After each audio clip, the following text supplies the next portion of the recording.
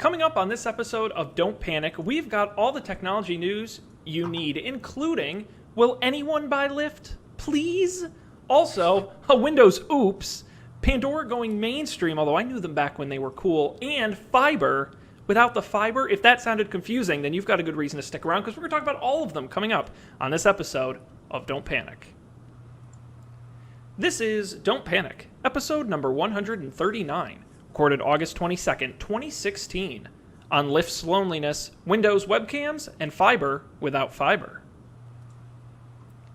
Hello, everybody. Welcome to this episode of Don't Panic, the technology podcast that will... I forgot to think of one ahead of time. I'm Sean Jenks, joined, as always, by two guys. Colby Ryboud and Dan Miller. What is up? That may be the most applicable description I've ever given of you two guys. We are we are each one guy, and together we make two guys. That's. See, this is why you two guys guys, one podcast. This is why you guys are engineers, because you can handle complicated equations like that.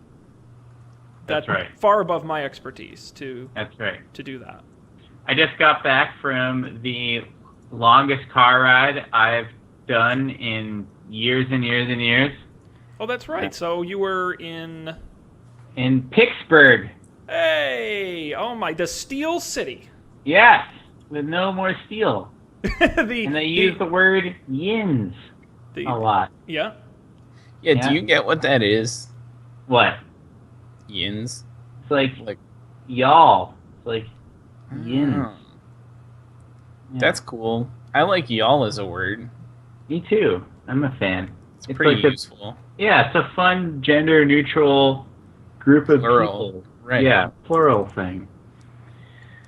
We stopped in Amish country. We did not go to that pie place you recommended to me over text, Sean, but we did get some really good ice cream. Yep. I got to use Google Maps for the first time in a couple years, seriously, and it multiple times was like, hey, there's a faster route, just get off the highway, go this way. It was so cool. It's so good. It was great. Yeah. Now, here's the question. Was it actually faster? I don't know whether it was or not, but what if Google is just redirecting you for their own nefarious purposes? That could be, but I still got some value out of it because it took us. I drove along roads that were interesting, especially because I was driving with someone from Germany. So she was like, "Oh man, everything breaks down in such a different way here." As we were driving past these like farmhouses with no roofs and stuff. So apparently our dilapidation is interesting to Europeans. USA. But also, both times it took us off the highway, as we would drive along the highway typically, and the highway was stopped. Or at least not moving very fast. So it was more fun to drive along those roads, if nothing else. Nice. Yeah, Pennsylvania is a fun driving state. Yeah, 100%. It's not flat. Yeah. It's very interesting. Did you drive through some cornfields and some all that? Oh, that's fun. You get like some mountainy parts. Yeah. It was good fun. We drove under some tunnels. That's very exciting. As we drove under the tunnels, we played the Super Mario Underworld theme every time. That was fun. You're such a nerd. It's great. I'm not complaining. But that's fantastic. And I'm sure I bet you really missed having a car, huh? No, not really. But here's the thing: Pittsburgh, is this in the rundown? Is the thing about Uber in Pittsburgh in the rundown? Oh, they're self-driving cars. No, that didn't end up in the rundown. We can talk about it though. We can talk about it now. So while Colby and I were in Pittsburgh, it was announced that Uber would start giving fares, I guess you'd call it, giving fares, passengers self-driving cars instead of cars driven by Uber drivers. And we saw one of them. I don't think you were there yet, Colby, but as we were driving, right when we got to Pittsburgh, there was this like crazy Google self-driving car looking thing with all these Uber logos on it, and we were like, oh, I wonder, and this was before it was announced, we were like, oh, I wonder what that is. Maybe they're doing some sort of mapping thing. or maybe this is like a prototype self-driving car. And then the next day, it was announced. So we probably went on 5 Uber drives between our group, and no one got one of the self-driving cars. So I sadly can't report back on that. Now you need an excuse to go back to Pittsburgh. Right. But if Pittsburgh did not have such good Uber coverage, I would have been much more thankful to have a car. Yeah.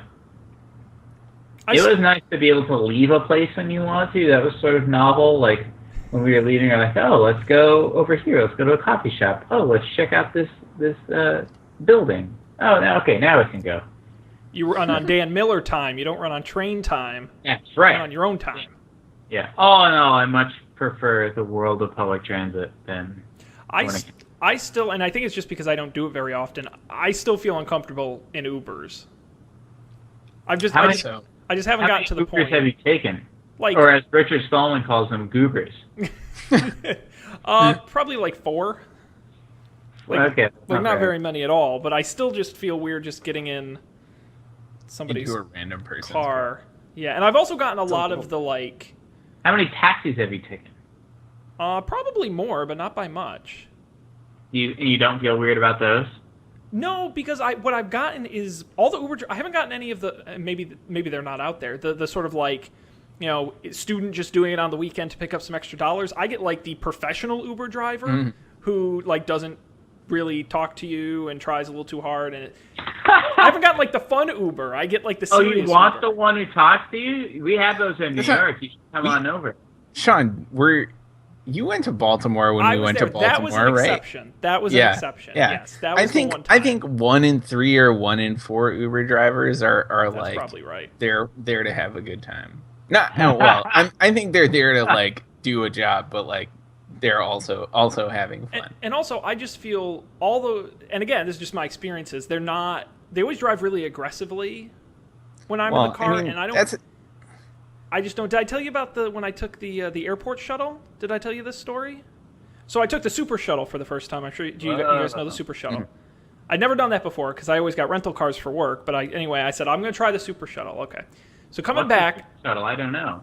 You know the Super Shuttle? It's just a van that you can hire to come to your house and pick you up and take you to the airport or drop you off from the airport. But it picks up people along the way. It's like an Uber pool. It's like the original Uber. I've done this for airports, yeah. Yeah, so I'm like, all right, what's worse get him? So coming home, I had been on the flight from the Netherlands. I'd been flying all day, like 12 hours straight. I get in the thing. This guy was the most insane guy I've ever met in my life. He fell asleep at the red lights. He was, I'm not even joking, he was legitimately dangerous. I was terrified at the way this man was driving because he was very clearly had either been driving for like 24 hours straight or something, but he was swerving. He was like... Wow. And how did you handle this, Sean? So, of course I was the last one dropped off. It took me nearly an hour. It took me like an hour and a half to get home when it should have been like 40 minutes. And finally I got home and because I didn't want to confront him in the car, so I called the Super Shuttle people, and I got some kind of dispatcher or something, and I explained in no uncertain terms that I've never called before, and the fact that I'm calling should be an indication that this man needs to be taken off the road now because I'm legitimately concerned he will cause an accident, and I would not be able to sleep if I did not call you and tell you that this man needs to be taken off the road. I don't know if they ever did, but at least I can say I did something about it. But it was... Wow. It was dangerous, So from now on, will you take an Uber? The airport's too far for an Uber. But I would say... The problem is I was spoiled because I had an Avis like right next to my house in Massachusetts, so I could just grab a rental and I would drive to Boston or to Albany. Home. Yeah, it was great. It was great. It was like the most convenient thing on the face of the planet. But the nearest Avis is like I get an Uber to go to the Avis to get a car to go to the airport. So maybe I'll park my car at the airport, and the company pays for it. I don't know. Interesting. I don't travel enough for this to be a problem, so I'm not worried. Fair enough. But I am glad that you guys certainly had fun in Pittsburgh. We did. Yeah, it was a cool place. Have you ever been to Pittsburgh? You know, I have not. I've been to Pennsylvania many times, mostly, and actually, it's funny. I've been to Pennsylvania easily 8-10 times, maybe more. Oh, wow. But I've never been to Philadelphia or Pittsburgh. Huh. That's crazy. I always go to Amish country. I always wanted to, maybe not Pittsburgh. I've always wanted to go to Philadelphia, but yeah.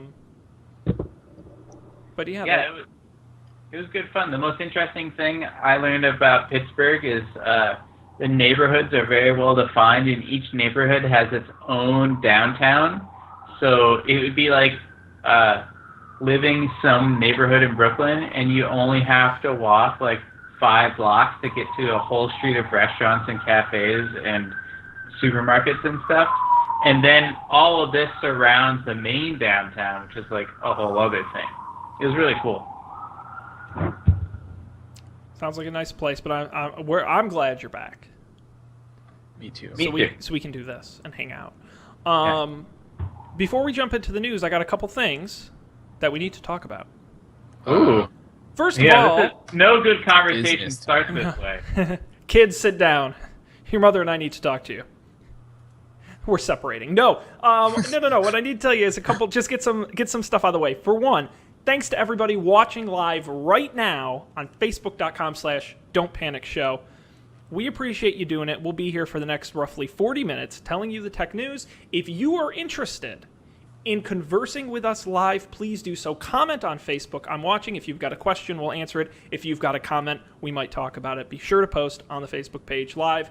Monday nights, 10 p.m. Eastern, 9 p.m. Central. Now, two other quick things. One, because I'll forget to mention at the end, GameNights.tv. When you're done listening or watching to this show, go there and listen to Dungeons & Dragons. We've had a new episode last week. We have a new episode coming this week, and we're taping some more, so we're stocked up.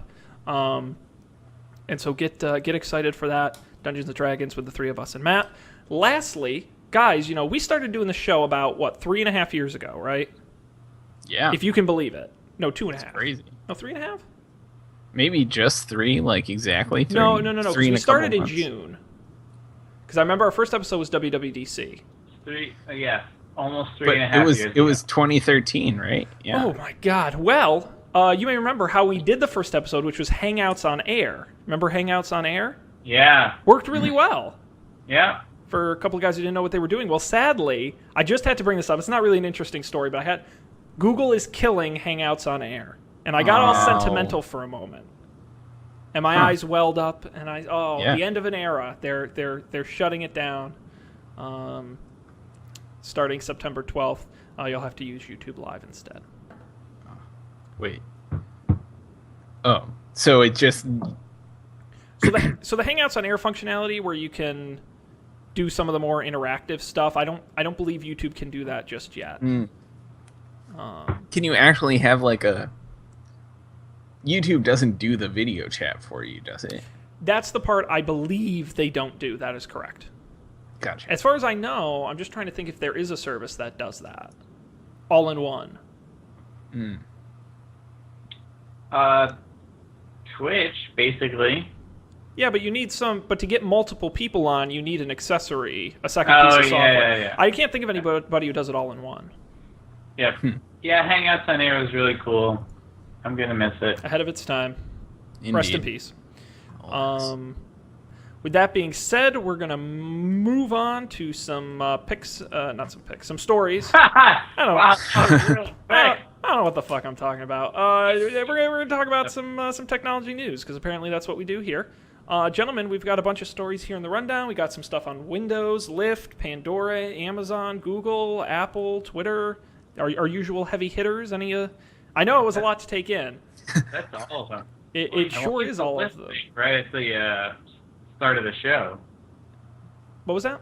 You teased the Lyft story right at the start of the show. I did tease the Lyft story. Yes, it is. And we just talked about Uber. Which maybe that's why Lyft isn't doing as well. Because you don't hear anyone tell you a funny Lyft story. Now, you may know Lyft. They are an Uber competitor in the ride-sharing, car-sharing company. The second largest in the U.S. behind Uber. Apparently things aren't working out so well. They're looking at selling themselves. to literally anyone who will pay them, including companies like Apple, Google, Amazon, Didi Xunxing, which is the Chinese version, and GM. One that Apple has a stake in. Right? That Apple has a stake in. That's exactly right. Now, GM is one of Lyft's biggest investors already, and even they wouldn't buy Lyft. That's right. None of those companies would buy Lyft. Supposedly, Lyft was asking a valuation of about $9 billion. They have $1.4 billion in cash on hand. There was an article later in the week that said Uber wouldn't even pay over $2 billion for them, which is quite interesting, especially because they have $1.4 billion in cash on hand. So you're essentially valuing them at, $600,000. So or $600 million. Much money just like sitting around. Investor capital. I mean, Uber's got like tens of billions. They have an insane amount of cash. Yeah. But apparently 1.4 billion isn't enough to continue operating. Well, it does say in this article it should be enough to continue operating for a long time, but things aren't looking positive. Well, and that's kind of the discussion piece, right? Is what is... Let's speculate wildly on why Lyft is looking to sell. Is it because their ownership has just decided it's easier to get paid now and they don't see a payoff down the road? Is it because, Lyft knows something about their future in ride sharing that doesn't look so rosy and they'll take what they can get? Is it... Are they just testing the waters and they're really not that serious about it and they're just, trying to get some attention and to see what they're worth? I was going to say maybe self-driving cars are coming sooner than we thought. And Uber's on the forefront. I don't know if we talked about it on the show, but I mean, I know I have privately thought that, Uber crazy getting into self-driving cars, that doesn't make a lot of sense. But, I guess if they're going to be first with it, what was I was reading an article the other day where Boeing, was it Boeing? It was an aircraft company, said that they were getting really close to a flying car. And I thought, for all the times people have talked about wanting a flying car, I feel like self-driving cars are kind of the same thing. Where it's like, I just think it's just a little technologically too hard, and I just think it's a little impractical, and I just don't know if that's a better on paper idea than a reality idea. However, companies aren't spending tens of billions of dollars building flying cars now, are they? They're doing it on self-driving cars. So maybe they know more than I do. I don't know. What do we think about Lyft? Have either of you ever taken a Lyft? I have never taken a Lyft. I've done it like once or twice when I really needed to go somewhere and Uber was not working. It's like installed on my phone. I have an account as a backup. But I don't think I've taken a Lyft in like 2 years. So last time I did, it was exactly the same as Uber, except pink. Yeah, I took a Lyft for the first time just a couple weeks ago, and it did not have a pink mustache. I was very disappointed. Yeah, I don't think they do that as much anymore. That's why they're running out of cash. Exactly. They're spending all on pink mustaches. It's not a good business plan. Yeah, I think I don't think there's room for 2 ride-sharing companies in the United States. And I don't even know if there's room for 2 in the world. Like, you've seen Uber kick out competitors in other countries as well, except China. Why so? Well, it's what are you going to differentiate yourself on? Like, it has to work a certain way. You open up the app, it gets your location, you request a car, you go a place. Now you're just competing on price. Mm-hmm. And that's always going to favor the person who has the larger volume. The other thing is that Uber is known primarily as a ride-sharing company, but I would say they're second most known for being one of the most aggressive companies on the planet in terms of lobbying, in terms of laws, in terms of competitive practices. They're being sued left and right for, trying to save as much money away from their employees, even though they don't call them employees, the people who work for them. I think because Uber was early, was before Lyft, and was able to be so aggressive. I think that was potentially their biggest strength, and something that Lyft just hasn't been able to do. Get out there and really prove why they should be above Uber. Indeed. I feel like that was sort of Lyft's brand too, that like they were the friendly Uber. Mm-hmm. It turns out in reality, nice guys finish last, baby. But I think Dan does have a fair point. I mean, while I agree there are very few industries where you won't have competition, I think this might actually be one of them, because there really aren't many ways to differentiate. And then on top of that, Uber's been really aggressive about, they started with the Uber, the Uber Black cars, right? The high-end cars. And then they said, all right, well, let's expand to regular cars. And then let's expand to Uber Pool and then Uber Eats. And then, they've kept growing and expanding and eating up markets that Lyft could have gone into or someone else could have gone into. It's easy to see why people are dumping literal piles of money into Uber. And that's because they've just had an incredibly, to date, smart strategy about when to get into markets, which markets to get into, and what's going to get hot before they get into it. Although these days, I think you could argue that if Uber gets into a market, they make it hot, simply because of their notoriety. What markets have they gotten into besides self-driving cars? I think, well, food delivery, I mean, they kind of got into that late. I feel like that wasn't... Oh, yeah, that's right. I feel like that wasn't really new. And then they, what's weird about Uber is they announced, because I remember they announced that they were going to do, like, moving trucks. And I don't know if they ever ended up doing that. And they announced, because a lot of these... I feel like that would work for them, but it wouldn't work in the same way necessarily. Like, I feel like it wouldn't work out if you just had moving trucks, like, driving around waiting for someone to want to move. Right. Absolutely. And there was something else too. But again, they do a really small test. You look up Uber moving truck, you just get a bunch of other companies that are the Ubers for moving trucks. The Ubers of... You know what? Honestly, that's probably the greatest gift Uber has given us as a society. The fact that we call things the Uber of blank. Right. Other juicy Uber news. For whatever reason, Uber I tried news? to... Sorry, that was a bad joke. That was a bad combination of words. I tried to change this and never succeeded, so I still get like the San Francisco emails for Uber, and I got one that said they were gonna start telling you how much your fare would cost up front, like not the range that you get now. Like right now you get like, I don't know, like $10 to $15, but they were gonna tell you the dollar amount that your ride would cost up front. I thought that was interesting. Does that really make you use Uber more, though? I don't know. It might make you use Lyft less. Does Lyft do a range? I would assume so. I'm going to find out right now. Kobe's going to have a car waiting outside for him. Yeah, it's, gosh. I don't know. It's really... I'm always disappointed to see there be less competition in the world. So I certainly don't want to see Lyft fail by any stretch, but I think Dan really hit the nail on the head, which is what's Lyft's differentiation. Yeah. Ride-sharing really is a territorial game, right? Once you own a city, you own a city.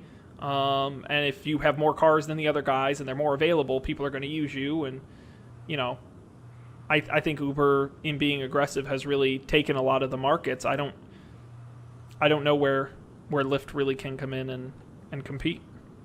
Yeah. Yeah. I also have noticed this before, but when we were in Pittsburgh, there were like some Ubers at the airport.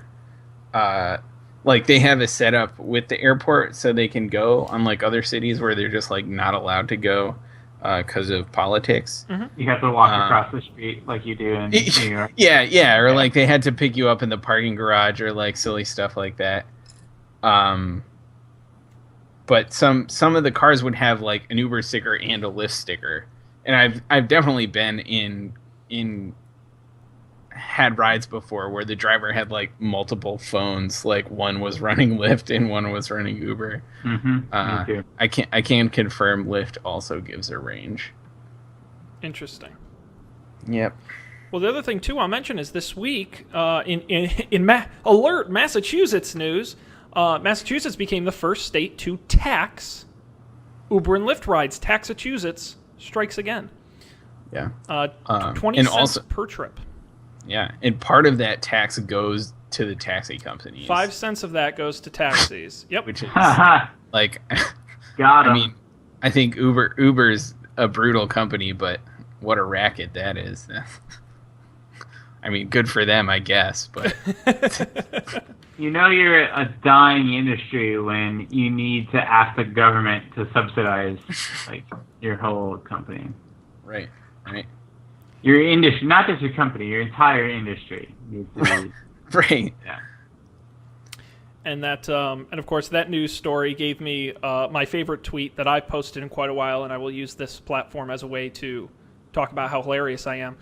Because Gizmodo posted, Mass is attempting to settle its issues with Uber the old-fashioned way, and I commented, a duel on the Boston Commons? Okay, that I laughed quite hard when I... What Gizmodo? Is Gizmodo part of Gawker? It is. Now, it will stick around, owned by Univision Oh, now. okay. Yeah, the only Gawker brand that is shut down is the actual Gawker.com, but Gizmodo, Jezebel, Jalopnik, IO9, that's their car blog. Crazy. What else? There's a large number of them, all the ones that they owned. Gawker's the only one. Univision owns the rest. Crazy. And 2 quick comments from our Facebook, our live watchers on Facebook. Francisco Diaz writes, Uber Pool gives you the cost up front to the cent. Whoa. Interesting. Thank you for that.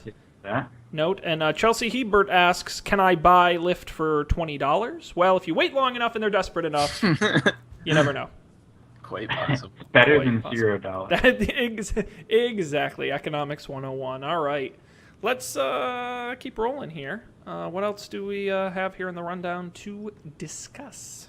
The Microsoft update? The Microsoft, man, we do not talk about Microsoft enough. I feel like we really got to get back on that horse, and I think there's no better time than the present to talk about the anniversary update. Now, I believe we mentioned this during the Build conference, the anniversary update and some of the cool features it was bringing to Windows 10. And one of those cool features is removing your webcam. Which is apparently really useful if you hate webcams. But for everyone else who doesn't, it was quite upsetting.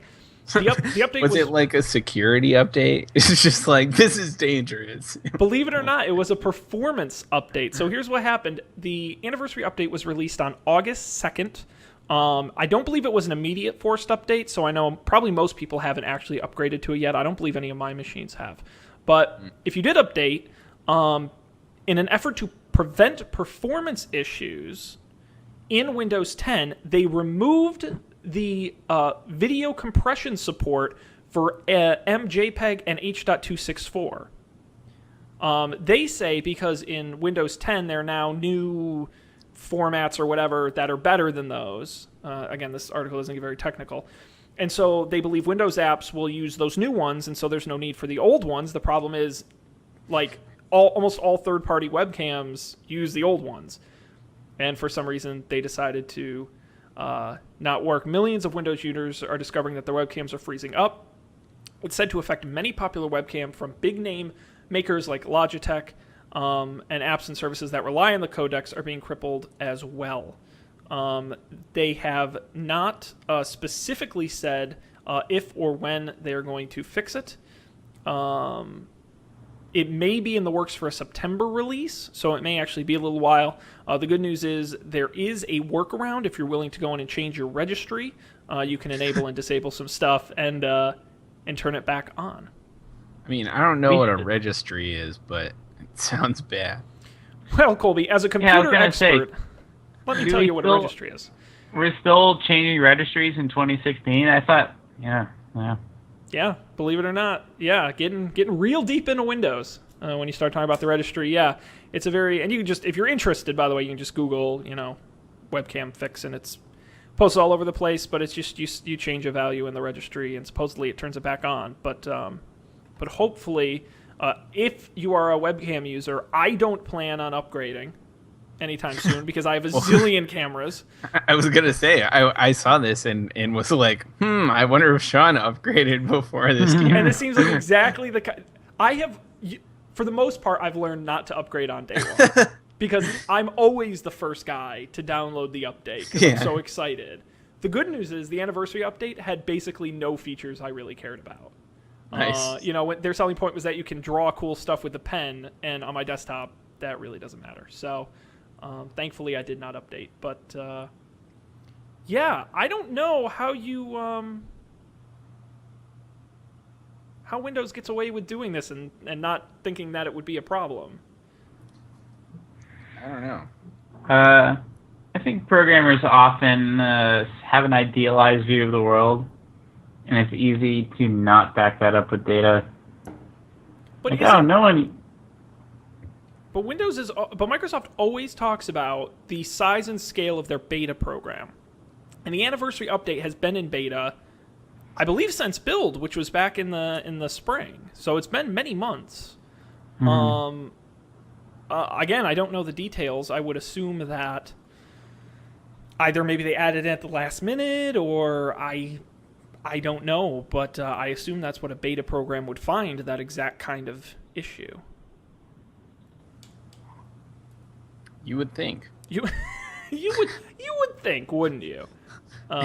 Turns out a stipulation of the beta program is that you can't use a webcam. It's just not allowed. As you said, Cole, it's a safety feature. So you're Right. welcome.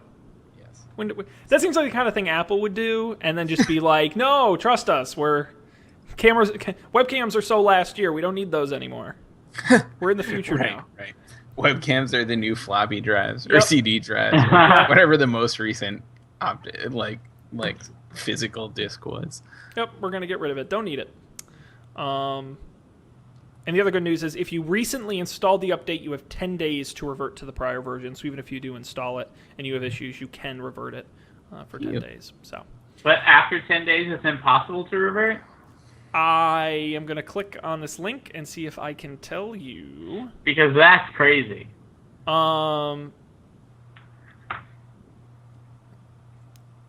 So it says here, with each new version of Windows 10 that is released, Microsoft has included the ability to roll back to a prior version of Windows within 30 days of installation. Starting with the anniversary update, hilariously, the company is cutting that time to 10 days. And apparently it's some kind of storage reason why they store the old version in a temporary space on your drive for 10 days and then they delete it. So, who knew? Who knew? Well, now you know. And you know what they say, no one's half the battle. That's true. G.I. Joe. Okay. Says a little before our time. What else in here is worth talking about, guys? I have the list now. Yes, you do. Yeah, you just got to ask what's up. There it is. It's there in front of your face. We got, like I said... Oh, yeah, the unblockable Facebook ads. I was interested in this. I missed this story from last week. Yes, absolutely. Let me... Because I don't have it in my rundown, so... Oh, it's in the chat room.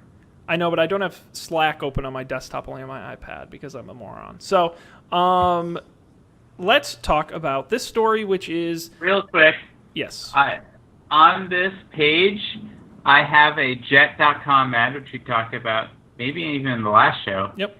And guess what they're advertising me in this jet.com ad? Something I could buy on jet.com. A crossbow with a scope on it. Yes! Yes! If there's 50% one, off. if I know you, Dan, I think that's exactly what you need. We need a GoFundMe to buy Dan a crossbow. I would so put in for that. What happens if the apocalypse comes and you're like in New York City among millions of people? You're gonna need that crossbow. This is a real concern. Shotgun, dude. A crossbow. that has too much finesse. You just go for sheer surface area in New York. When have you ever known Dan to be a guy with finesse?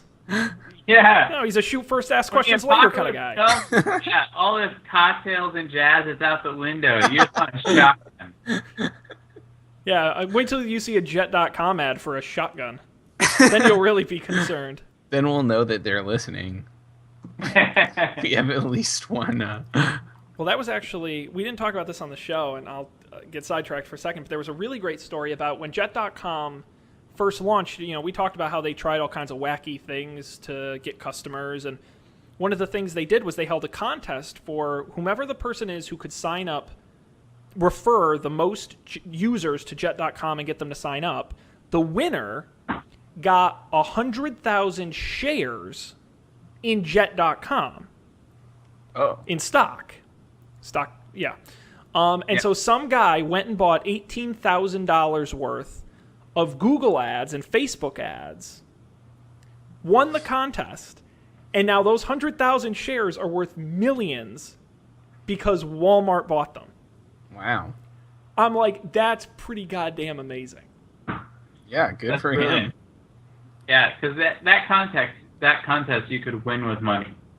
So Absolutely. Well, and he was smart enough to think of it, because I bet a lot of people were just like, sharing it with their friends. No, this guy, he wasn't screwing around. Right. I wonder if the folks at Jet.com who conceived of that contest had considered that angle. I mean, honestly, they were probably just happy to get new signups, regardless of where they came from, because they probably got a lot. I'm sure he did way more than everyone else, so he earned those shares. But yeah, now he's a multimillionaire, so good for him. But anyway, yes, as we were talking about, speaking of ads and ad block. Did we real quick? Did we ever talk about the most expensive web page? This guy who made a web page and then he just sold ads on it. I'll try to find it. Yeah, but weren't they like incredibly small? Oh, it was very early on. Yeah, maybe even paid by the pixel. I don't remember. Yeah, it was paid by the pixel, I think, and there was like 1 million ads on one page. I vaguely but he made remember this. so much money for doing nothing. Yeah, he did. He exploited the system. Because I don't even think you could see the ads. I just think it was because they were there. He still got paid. Right. Gosh, yeah, that was a fun one. Back in the day. It's an early precursor to Facebook. Just a big system for ads. Absolutely. Spot on. Can I just... God, we're so off the rails. I love it. But, can I just say something? I got to get something off my chest here. Go for it. I've been using... I've been trying, anyway, to use Facebook a little more. Because you guys know I don't really like Facebook. I try not to use it. But I've been trying to use the mobile app more. And I'm getting really sick of autoplay videos. I'm sorry. It's annoying. If it were videos of, like, my friends at the beach, I'd be like, okay, I want to see this. How many more times do I have to see, like, some weird local news story about, like, a dog who's friends with a cat, and it's, like, on the Today Show? You gotta do the thing where you click into the menu and say, I don't want to see this, it's dumb. People should know that. They know everything about me already. Like, why should I have to tell them? They've got robots that do that. That's not hard. Nobody wants to see that crap. Or maybe everyone does. I don't know. I've put a lot of attention into my feed, and the only autoplay videos I see now are those 1 minute tasty, like, super video, just super sped up recipe things, and I love it. Oh, that's not too bad of an option. Yeah, I kind of like that. Yeah, no, Facebook's getting on my nerves. Same with ads. You can turn autoplay off too, which I've done. Oh shit, yeah, I should probably just do that too. But then I got nothing to get angry about. So what's the fun? That is a problem. Well, Sean, I think you'll probably be able to come up with something else to be angry about. I don't think you'll find it that hard. You certainly got me there. Okay. Getting back on track. Onwards. Right. Facebook. What are we talking about? Facebook. That's right. The Speaking Book about of Faces. They announced back at the beginning of August that they had figured out a way to force display ads even if you were using an ad blocker. The non-technical explanation of how that works is that in code, they tag ads as ads, and they call them ads. And apparently Facebook figured out if we just don't say they're ads, ad blockers can't block them because they don't know if they're ads. It just looks like things that aren't ads. Even I can figure that out. So good for them. So they went and stripped all the ad coding, so they just didn't look like ads. And it took all of like 2 weeks. No, it took all of 2 days for AdBlock, the AdBlock Plus tool, to find those hidden quote-unquote ads and continue to block them. Now, part of the reason they were able to do that is because AdBlock Plus's system is crowdsourced. So they were able to go to a pretty big community and get a lot of people on it quickly. And they were able to identify it. Yeah. Yep. This is like the nature of. So they didn't actually succeed. I'd read the story thinking that they had actually succeeded in tricking people into not blocking the ads. But no, this is the whole anything, because all content on the page can be uniquely identified somehow. It's impossible. You can't stop the blocking. Yeah. Mm-hmm. I do feel like a company like Facebook or Google is in the best position to actually be able to defeat AdBlock because they serve their own ads. Like, their ads come off of their servers. Yeah.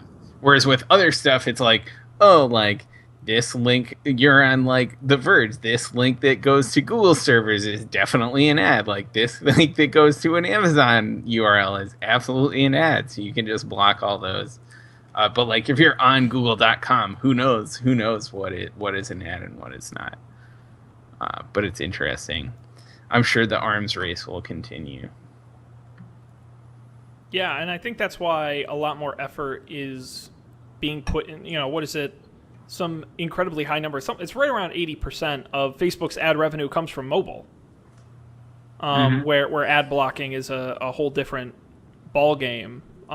Especially when you talk in app. In browse, in mobile browser, okay, maybe, but certainly in app. I mean, there's a reason why they're putting a lot of effort into that, because it's much harder to circumvent the ads that way. Indeed. But just know out there, advertisers, they're coming for you, and they will find you, and they will block you. Let's see. We've got time for one more story, if you're so inclined. Oh, I'm always inclined. You're here, so we might as well, Yeah. Let's see here. I can go on a rant about the Apple TV if we want to pretend to talk about this Twitter app. Dan, I got to have my rant. I think it's only fair you get to have yours. Okay, so did I mention a couple weeks ago that I had to take the Apple TV in and get it replaced? No. Because it, wouldn't start. Yeah, a couple weeks ago, it just, wouldn't turn on anymore suddenly. So I got it replaced. And twice since then, I've had this problem with my Apple TV where I, come in. So I come in last night, and I went to go turn on and watch the John Oliver thing, and it doesn't let you know that it can't connect to the internet. So you're just browsing around, and you open up the HBO app, and it just loads cached data. And I was like, oh, weird, the episode's not here. And it took me forever, again, and this is the second time this has happened, to figure out that, oh, actually, if I go into settings and look at the network, it says not connected. It also shows that there are 0 Wi-Fi networks, which has a 0% probability of being true in New York City. So you have to restart it, and then everything works again. Twice. That's unfortunate. After I had it replaced. The only weird things I've had with it are this has happened a couple times, but it happened a lot for whatever reason at the beginning. It would just turn on sometimes, and when it turned on, it would also turn on the TV. So in the middle of the night, all of a sudden the TV would turn on. Which was very irritating. I'm pretty sure it was an errant, because it'll turn itself on if you AirPlay something into it. And so I think what was happening is that I left something connected to the Apple TV with AirPlay. And so the Apple TV would wake up to do whatever and see the thing, and the thing would reconnect to it. Either that, or it was the other way where the computer would power nap on and connect to the Apple TV and turn on the TV. But it was very irritating because I had to go around and explicitly turn off AirPlay on every computer or phone or anything else in the house. And I didn't like that. But it hasn't happened that much since, so. And, it's so crazy you guys mentioned that because, my Roku has worked perfectly since the day I bought it and has never given me any trouble at all. So, crazy. Indeed. Well, if you can ever get your Apple TV to work, good news, you might soon be getting Twitter on your Apple TV. I know what you're thinking. Thank God. This is what my Apple TV has been missing. Finally, tweets on my TV. No, it's not tweets on your TV, although kind of. It's all about their streaming media. We've talked about this before. Twitter has just gone balls to the wall crazy, signing every live provider they can get their hands on.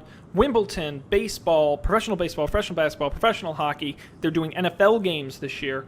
They've yet to sign this show. I'm a little surprised. I think it's coming. But they need a place to stream all that. And I've been wondering this for a long time, is how big is Twitter going to go? Because simply doing it on Twitter.com and maybe in the official Twitter app, I don't think that's really enough to be a streaming player. You can ask HBO Go or any of the Netflix. I mean, how many? My toothbrush gets Netflix. I mean, everything gets Netflix these days. So I've been wondering how far Twitter is going to go. It looks like at least they're going to go potentially to Apple TV. No announcement officially from Twitter on this story, nor any announcement on any other platforms outside of their existing ones on web and mobile. Because right now they have streamed live events to date. Wimbledon, they've done some stuff on, I know for a fact, and those were available on their website and their mobile apps. The Republican convention, Democratic convention, I know they did some streaming of as well. Did you watch any of that on Twitter? Well, the problem with those, specifically the conventions, is literally everyone on the planet was streaming them. Like, there was no... I ended up watching, BitTorrent and the BitTorrent TV. They have a news channel that was streaming the convention. And I just ended up watching that. I mean, literally, it was, if you just showed up with a camera, they let you stream it. So, I think I ended up watching what I watched of those on YouTube because there was no commentary on YouTube, and I didn't really want to listen to people talk about it. Yeah. Well, and the single biggest problem and why I want them to do more apps like this is I don't use the Twitter app. I don't like it. I like Tweetbot. Right. And therefore, I am at a big disadvantage to several Twitter features, including this one. So, I really don't want to have to install the Twitter app. So, I would like to do it for Roku or whatever, Apple TV or whatever, Chromecast or whatever platform they come up with. Yeah, I've been liking the Apple TV apps. I also use the BitTorrent News one for the convention, though I haven't used it since. I like the NBC app for the Olympics on Apple TV. Was not terrible. It was actually pretty good. You could browse it by sport, and you could just watch what was on NBC if you wanted to, or you could watch any of the feeds without any commentary. I want to see more of that stuff, and I want my Apple TV to work. Well, and that was part of their whole selling feature of tvOS was, stats and scores and some additional built-in features, at least in terms of sporting events. And I don't know if Twitter could build into that, but I think, or using the voice control or things like that, player stats, fantasy football. I mean, there are a lot of opportunities to build into the platform outside of just saying press play, get streamed. So I'm curious if that's the reason they're choosing Apple TV over a different platform. I don't know for a fact. I can't imagine the new tvOS Apple TV has a particularly large installed base, especially compared to a Roku or a Chromecast. And I'm totally making that up, but that just sounds right. So to build an app for that, I don't think you do it to reach the most people. I think you do it as a showpiece or to highlight certain features or because Apple gave you money or whatever. Right. Maybe it's just easier to build. I don't know. Yeah, I don't know. I wouldn't not watch football on Twitter, I guess. Well, the other problem too is the way NFL makes these deals is Thursday Night Football, will be simulcast on, in the first half of the season, NBC, in the second half of the season, CBS. All 16 weeks simulcast also on NFL Network, and then also simulcast on Twitter. So it's like... Yeah, it definitely wasn't the case that you couldn't watch it anyways. No, so it's, it's a different opportunity. It's great for cord cutters, put it that way. You don't have to go out of your way to pay extra for it. It's essentially free. That's really the advantage. So it'll be curious to see if people use that opportunity. If you remember, was it last season Yahoo streamed the first exclusive streaming game, the Jacksonville Jaguars London game, and had a pretty healthy amount of viewers for that. So we will see. The NFL season kicks off in about 3 weeks, 2 weeks, 3 weeks. Already? Oh, can you believe it? Gee whiz. Get psyched. Dan, have you done your fantasy football draft yet? Yeah. I fantasize about football all the time. Dan, name 5 currently playing NFL players. Tim Tebow. Not currently playing. Really? He has. No, he lasted like 1 year and that was like 2010. So what does he do now? He's trying baseball actually, but he's going to suck at that. So really, don't you worry. No. Okay, Tom Brady didn't retire yet, right? No, absolutely. That's a very fair pick. Yep. That's Tom right. Brady suspended. Tom Brady, and I'll get a twofer here if I can remember their last names.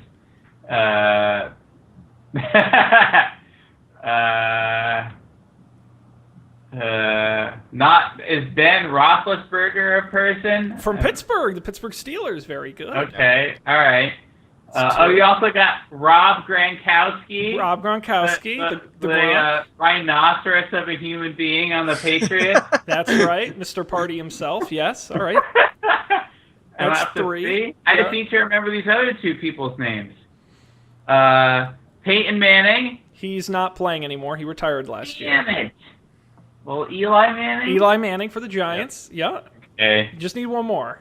There are literally hundreds of people in the league. This is going to be the hardest one. I don't know if I can do this. Oh, I believe in you. The guy from the Seahawks who said that insane thing after they won the Super Bowl. And he has, like, dreadlocks. Yeah, he's not playing anymore either. He's retired. He's retired? Marshawn Lynch. Yeah, he retired. Not Marshawn Lynch. Yeah. No. This was the guy. He's like, I'm the best catcher in the world. Yeah. I know who you're talking about. I don't know if he's... Let me make sure he's still... Because now I'm curious what... Yeah, no, he's still on the Seahawks. Cornerback. I can't... Quarterback? No, Cornerback. Cornerback. Cornerback. You're thinking of Richard Sherman. That's right. Richard Sherman. I missed him. We also would have accepted any of the other 100 players in the NFL. Can you name any? Because I was going to say, can you name the other New York City quarterback? No, other than who? Like, who did I name? Well, you named Eli Manning for the Giants. Oh, I didn't know who he played for. No, oh boy, this is. So not we're good. talking about the Jets or the Bills. I'll take the Bills if you can give me the Bills. I know the Jets have been doing really poorly. Yes. As it should be. I know that Tim Tebow used to play for the Jets. For a very short period of time. Yes, that is true. Yeah. Also played for the Patriots for like a practice. Yeah.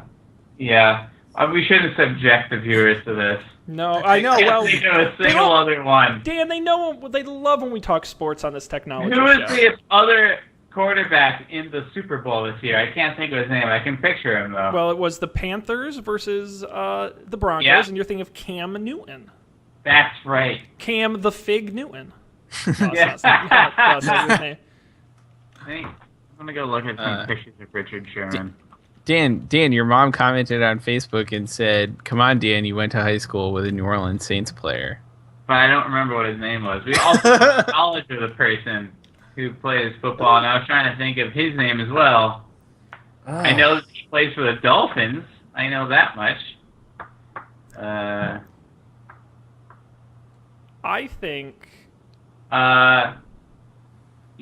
Well, how about this, Dan? You know, Marist College has 2 2. players currently active in the NFL, 2 alumni. Who knew? We always gave them so much grief. Well, okay, Terrence Speed. Yes, for the playing on the Dolphins. Yes, Dan Miller wins. And to be fair, the other guy is a kicker on the Jaguars, so he's just a kicker.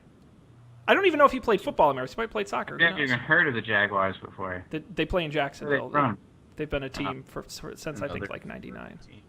They're a semi more recent team. But thank you. I'm glad we could have that thrilling sports discussion here.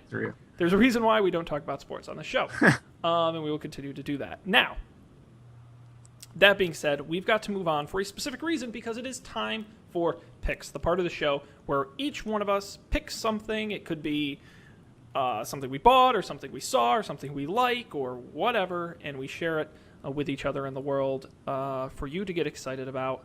Who would like to go first? Is anyone particularly excited? Colby put his hand up almost immediately. Colby, nobody likes to suck up. Dan gets to go first. Nobody, Colby's a kid in the back of the class. I was just excited. Nope. Dan, this is the problem with America. Crushing the enthusiasm of our youth. If there's anything I want to be known for in this world, it's crushing enthusiasm. So, Dan, what are you picking for us this week? So a couple weeks ago, I can't remember why, I didn't have anything to do during the weekend, or maybe it was just one night. And so I was discussing this before we started the show, I have this backlog of really good TV shows that I'm supposed to watch, but I can't just start a TV show on like a Wednesday, because I know if it's actually good, which I always trust that it is. So for example, that new 80s Netflix show is in this list right now. Stranger Things? Yes. Yeah. So I know I can't start Stranger Things anytime this week, because if I do, I'll stay up all night watching it. So for a long time, The Man in the High Castle was in this list, and I watched it a couple of weeks ago, and it was really good. I'd always wanted to read one of these alternate. So the basic premise of Man in the High Castle is, what if the Nazis won World War II and also Japan? And I'd always wanted to, I remember seeing books like this in the bookstore, and I always wanted to read one, but I never did. So this was sort of getting to do that. And it's really good. The storyline's great. The sort of twisted take on what Mad Men accomplished with a period piece is super interesting to watch. It's just a good story. There's compelling characters. You get compelling, flawed characters you care about on all 3 sides, like American, Japanese, and Nazis, so it's interesting. Check out Man in the High Castle. It's free if you have an Amazon Prime account. Is Man in the High Castle also a book? It is. It's a Philip K. Dick novel. Maybe that was the book I saw in the bookstore that I had always wanted to read. Potentially. Yeah, pretty rave reviews. In season 2 coming, I don't know the exact date, but it's pretty soon. Cool. So. Yeah, and it's like sometime in this fall, I think. Yes. Yep. New season coming December 16th. So you can look forward to that as well. Man in the High Castle available on an Amazon near you. Now, Colby, yes, you may go. Why, thanks, Sean. I'm mad with you. So my pick is kind of dumb and probably won't be helpful for almost anyone. But it's one of those rubber bar mat things. Like, you've definitely seen these things if you've ever gone to a bar where they have like these black mats with all the little nubbies in them that they like make drinks on or whatnot. Like, they pour your beer on. And it's really great for making drinks on because it like stuff won't slide away. Like, I have stone countertops, so it gets like really slippery if there's any amount of water on it at all, which can end disastrously, as you might imagine. But it's especially good if you like chop up ice. So like, I have those clear ice cube kits that I picked on the show, I think a long time ago. And to make the clear ice cube, you get a giant ice cube that's like half clear and half not clear, and you have to cut it in half.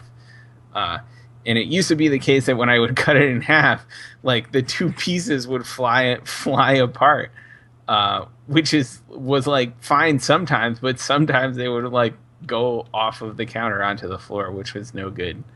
And so if you do it on the rubber mat, they tend to not fly in separate directions, which I've found to be pretty helpful. So if any of those things sound like problems that you have in your home, I'd recommend one of these. Also, they cost like $11, so it's not a big ticket item. But that's my pick. Very good for the home bartender. Check it out. Again, we'll have the links to all the picks on our website at don'tpanic.io, so you can check it out there. If you don't remember exactly what we talked about, you can click there and find it. I will go last. And, folks, I think we all remember our famous March 2nd, 2015 episode. I know I certainly do. That's the episode where Colby picked his GE Link smart LED bulbs. Are you still enjoying those bulbs, Colby? Yep. Year and a half later? Yeah. I have two. Still working? Well... I talked last week on the show about picking up the Amazon Echo speaker, and I figured, well, you can't just buy the speaker and not have it talk to anything, right? It'd be lonely. So I went and bought a set of smart light bulbs. I went with the Philips Hue. The starter kit, which is 2 bulbs, and then you need the bridge, is on Amazon. I figured that was a good way to start. And, they're really good light bulbs, and, they're LEDs. One of the main reasons I pick them is because some of the smart LEDs get really expensive. And some of the Philips Hue, by the way, if you get like the colored ones, it's like $100 a bulb. It's insane. But just the white ones, and they're dimmable, they're like the same price as if you just went to Home Depot and picked up an LED, like a good quality LED bulb. They're extremely reasonable. I just had to order more, actually, than what came in the set. So they're just really good light bulbs, and... the app, it works really well, and the Alexa integration works super well. So I can just say, Alexa, turn off the lamp, and then it, or you can even do like, Alexa, dim the bedroom to 50%, and she'll dim the lights. The voice works really well, and the app is great, and I've just really enjoyed not having to use wall switches. I'm getting really spoiled. So it's pretty great, and it's really very reasonable. And the other thing too is if you look at getting them on Amazon, they go on sale a lot. So right now they're listed at I think $80. I did not pay that, and they will go down. I think the cheapest I've ever seen them is about $60, which for my mind for 2 bulbs and the bridge is extremely reasonable. So if you want to start playing with some smart home stuff, I think light bulbs are a way to go. There's a million different systems. I picked Hue. I like them. So far, so good. And they work well with the with Alexa, and also with Zigbee and Wink and a lot of the other platforms as well. So there you go. That's the Sweet Home, the wire cutter pick, by the way, the Philips Hue bulbs. So nice.